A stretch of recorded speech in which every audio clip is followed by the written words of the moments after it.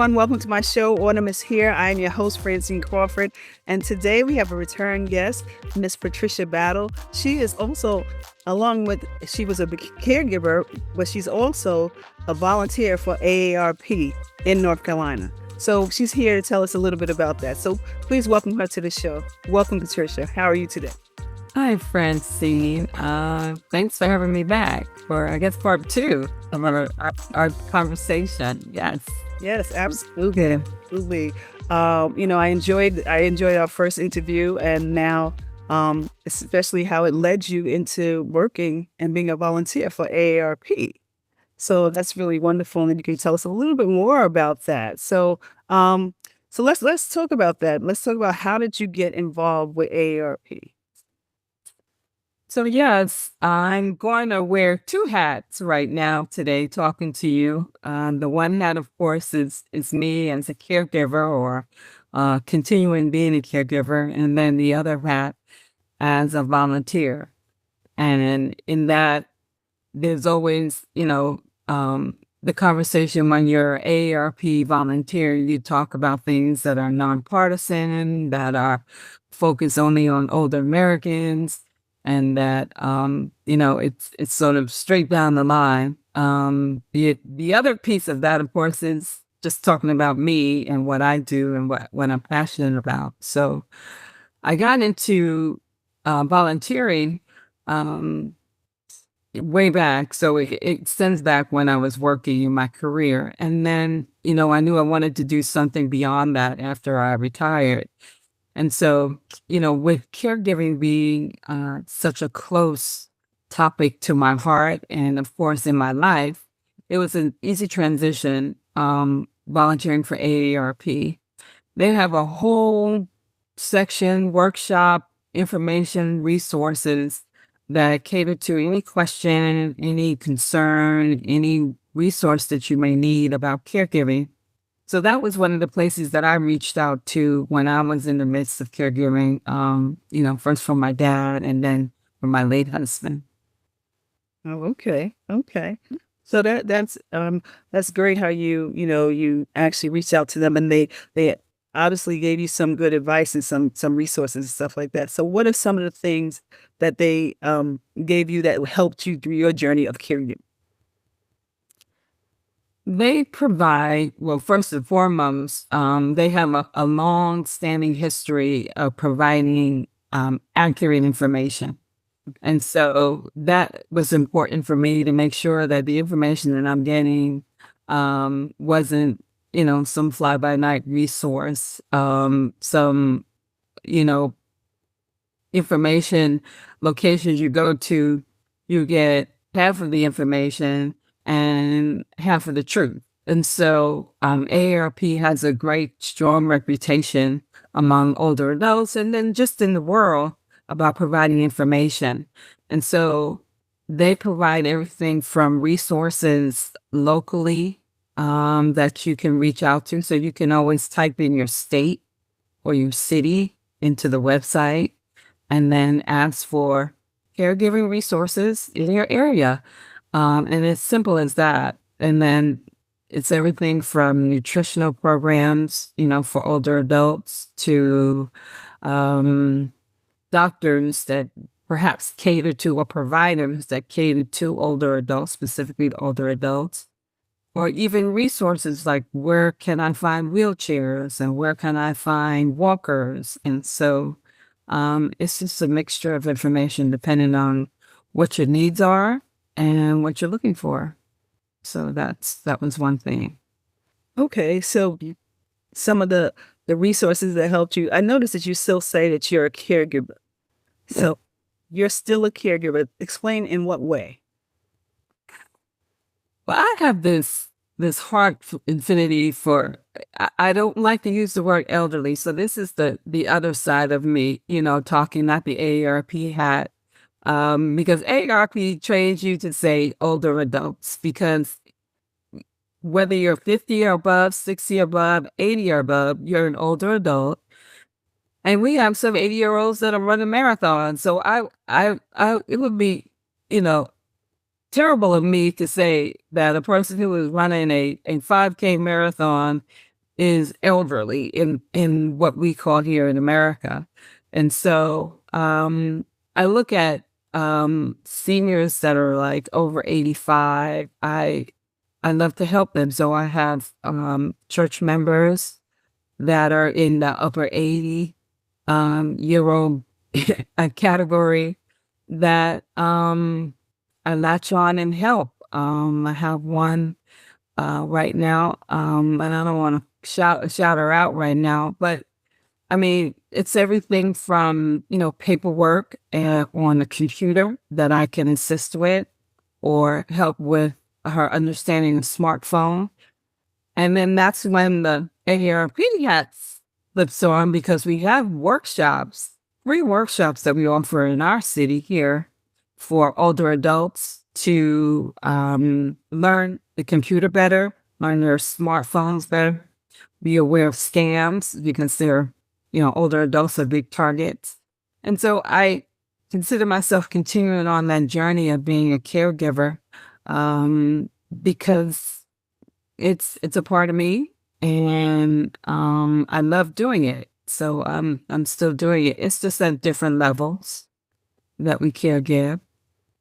So even after you've gone through your spirit experience personally, you're still caregiving. So you're telling people there are still other ways that you can caregive. You can continue it by helping organizations or senior centers or different things like that. You can still step in and give them some instruction and help them. So you will still be a caregiver. Absolutely. I mean, you said it right there. Even senior centers, you can go in and volunteer, and whether that is just to be encouraging or sit down with them and play chess or checkers, or talk to them about healthcare, what are they doing, or even walk with them. And so I'm in the state of North Carolina, and my AARP hat, with that on, we have different areas of the state where we have what we call regions. And so I'm in the Charlotte, North Carolina region, and we have another region, which is up in the Greensboro area, and they even have this program called Walk with the Doc, and it's amazing. And basically, we collaborate with a provider, with doctors, and we go into a community, usually an underserved community, and we encourage people to just walk. So we do this once a month, walking a certain route, safe route, and they get to talk with the doctor and walk. And these are licensed practitioners. And so, it's all, again, about caring, about giving, and it's at different levels. And I love that because, there's a health focus in there. There's a caring focus in there, and also there's a giving focus. And also we get a chance to, go in underserved and underserved communities. They may not have the opportunity to walk with a doctor and have a conversation and be healthy at the same time. So, it varies in terms of levels of caregiving. Okay. So what questions do you know that they might ask, like that's common, that when you go into an underserved area, are there any common questions that they ask about, whether it's just to get resources or whether it's ailments or whether it's, loneliness or food? Like, is there any common questions that they may ask when you go into an underserved area? Well, that I don't know. I don't know all of the questions. I mean, you and I could probably, come up with a few right now between us. I mean, when you're walking and you go, oh my knees hurt, because truly my knees do hurt often. What is that? Is that inflammation? Am I overweight? Like, so those are the things. It's just an easy conversation, and, usually, it's our aunties and uncles and so forth that may not have, the opportunity to have a long conversation while walking and try to get some of these, things answered on some of the myths that, we know of, out there. Because, back in the day, I don't know if you remember, our folks used to talk about, my sugar is kind of high. And well, it's like, we would call it sugar. And basically, we have to look out for diabetes. And I know diabetes is rampant, in the African American community. So, some of those things are discussed. Well, what about, let me ask you, I know that you still continue caregiving, so it must be rewarding to you. We always talk about the struggles and the hard times of caregiving and the different experiences that people go to that's not positive. Tell me what's rewarding for you to go through this and do this for yourself. Well, I mean, right here in this discussion with you, I mean, I know you gave in your life, and so now you're giving back by having these podcasts and discussions. And so it's intangible. I mean, I don't know if you could put your finger on it, how you feel, the reward you get. It's sort of personal and, and intrinsic for a person about giving back. But uh, I give because I can. And as long as I can continue to give, I want to, especially in those areas. And it's easy, if you have an affinity for it, it's easy, just like now you're giving back to the community because you care gave. And so I could pose that question to you, like, how do you feel about it? What do you get out of it? It's interesting because it started just to give people information and it just kind of opened up a whole nother world because you realize that it's so many people that are in need and there's so many different things that I'm actually learning and the support that people need and the things that people have already gone through that they didn't know about, that they wish they would have had and stuff like that. And just hearing the stories and just knowing that there's so many things out there for people to support people. There's so many people, there's doctors out there, there's therapists out there are people that are running food programs, there's people that are running exercise programs, there's people out there to give you all sorts, a whole gamut of information, people that help you use the computer, stuff like that. So that's what, that fuels me because I know there's a need. And I thought there was a need when I started. I know now that there is a need and there is a place for giving information and sharing stories and uplifting people. It's not always, a bad thing, a struggle thing and stuff like that. Sometimes it's rewarding. Sometimes people really learn more out of, giving to someone older. Maybe they didn't have a grandmother or they didn't have that. And now they are. And now they realize how special it is to talk to older people and share their life stories and learn about, and get some of their wisdom and stuff like that, just to be around them. A lot of people, we assume, but a lot of people are not around their older grandparents and stuff like that. They're separated from them. So now that you can do that. So that's what I get out of it. And I learn a lot. I learn a lot, actually, really. Definitely. Definitely. So how would you encourage volunteers? Because it's, I think people don't realize how important it is to volunteer, even if a couple of days, it doesn't have to be the full week and things like that, but how important it is and the need for volunteers. Oh, it could be even less than that. It can be 1 hour, one day, really can make a difference, really. Because when you think about it, uh, America is aging. Yeah. And, the stats, and folks can look it up, say that we are catching up to Europe. Europe is aged, and we are aging too as a country. And so, we should really think about, what that means in terms of caregiving. We will all get to that point of aging and need care. And so if while you're caregiving, you help educate yourself, you help educate those that come behind you too as well.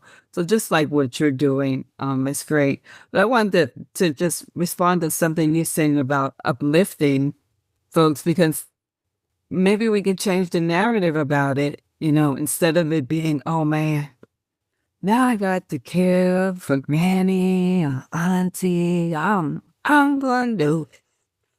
Instead, it should be a privilege and an honor. We get to care for our seniors because we're gonna get there too. Yeah. you know. And so maybe thinking about it differently, Yeah. providing resources so that in those pockets where we need, help, a little extra help here and there, we know what to do. 'Cause when you know better, you do better, right? So that's kind of how I feel about it. Thing is just that, sometimes you don't know because nobody's talking about it. You know, talk about it enough that people will be more comfortable with talking about it and asking questions. A lot of times people don't ask questions, they don't involve other people, or they feel like they're alone and they only feel this way and no one else is going through this or whatever. You know what I'm saying? So it's good to talk about it and let people know that, there are people out here to help you in every aspect of the aging process. Right. You're not alone. You're not alone, and the help is out there if you ask and let people know that you need some help. So, yeah, that's what I like about it. Well, that's the great thing about what you're offering in this discussion that, we get an opportunity to see different aspects of aging, of caregiving. Um, and yeah, it's some tough pieces of it. You're right. And resources need to be available. And yes, we need to share the information. That's what you're doing. I love that. Um, and hopefully, whether it is, 1% of what we talk about gets out there, but at least that's 1% we hit. So, yes, yes. So it's so wonderful that you volunteer for AARP, and it's it's out there and it has a lot of resources. And one thing you said, it has some accurate information, which is very, very important. When you're in the middle of dealing with some crisis or some situation that's just overwhelming to you, you want to get the right information instead of something else that keeps adding to it and running around and not getting the right information. Not able to help you. So AARP gives accurate information, and that's very important. I'm glad that you mentioned that. Yeah. And it's not just for, folks think it's just, oh, when I turn 50. No, actually, it really benefits, folks who are in the 40 or even the 30 to 40 to 50 group and even early. You don't have to be 50 years old to be an AARP member. Anybody can. And then there's benefits that you can take advantage of. I think you get discounts at, various stores or various, places, retailers. And also when it comes to information that you can trust, we struggle in this day and age with getting information that's accurate, reliable, and that we can follow through on. And so ARP has that brand, has that trust factor, and they vet everything that that they put on their website and that they advocate for. And so they do indicate that they are nonpartisan. They're issue driven. So if it's an issue that impacts older adults, older Americans, they don't care what color you got on. That's where they are. And so I'm good with that. Because America, this country is diverse.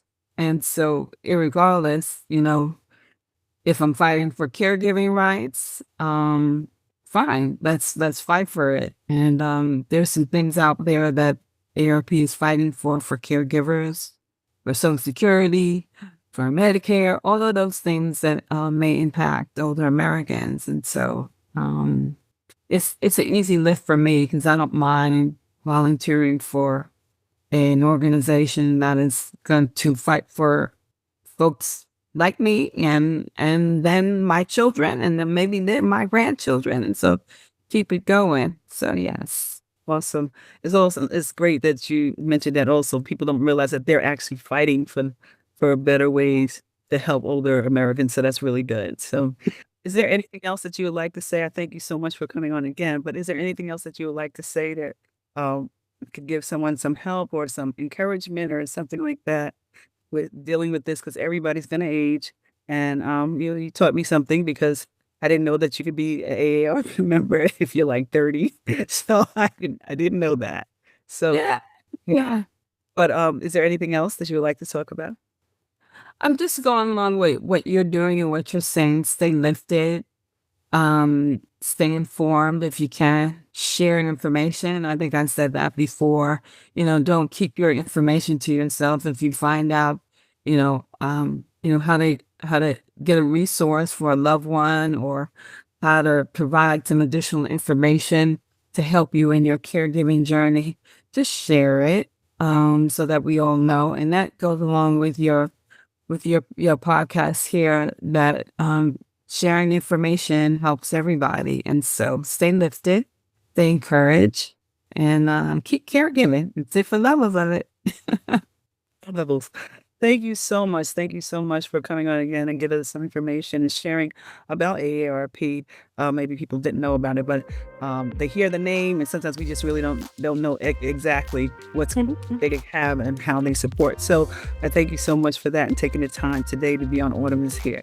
You're welcome. Take care. All right, take care. Bye-bye.